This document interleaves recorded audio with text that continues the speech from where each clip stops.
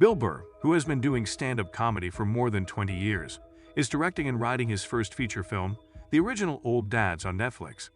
Burr also stars in the movie along with Bobby Cannavale, Katie as Sultan, and Bokeem Woodbine. The plot of Old Dads centers on three guys who become fathers at a later age. The three men are up against a preschool principal, a new chief executive officer for their company, and the modern approach to life that millennials take. Old Dads is remarkable in a number of ways. It brings to mind the ideal date-night film from the late 1990s or early 2000s. Burr's writing effectively struck a mix between drama and comedy, producing poignant moments and amusing one-liners. Burr's outstanding acting abilities were showcased by the writing, and I want to see more of that in the future. Aspen Bell, the trio's new manager, has launched a new advertising campaign for their business with the slogan, "Wanting fame equals the new fame."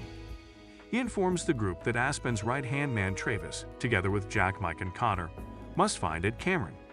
Cameron is the kind of low-keyed, desert-dwelling man Aspen would love to have in his corner. Even when the lads manage to capture Ed Cameron and return him to Aspen, they learn that they have been fired.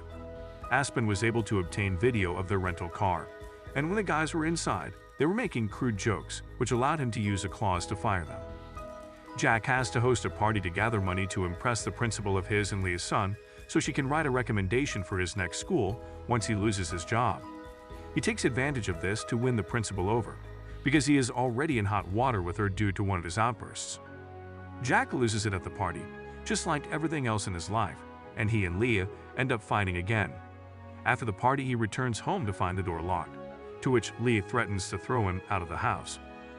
Following that, Jack, Mike, and Connor make the decision to go to the strip club in order to decompress. Jack starts talking to the stripper while getting a lap dance about how he realizes he needs to learn how to control his rage, since without Leah and his children, he is nothing. After receiving a call informing him that Leah had gone into labor, Jack realized he was not present when his daughter was born. But he begs Leah to believe that he has changed and that he would begin therapy to learn how to control this rage. As the film comes to a close, we find Jack, Leah, and their two children living together and enjoying a happily ever after.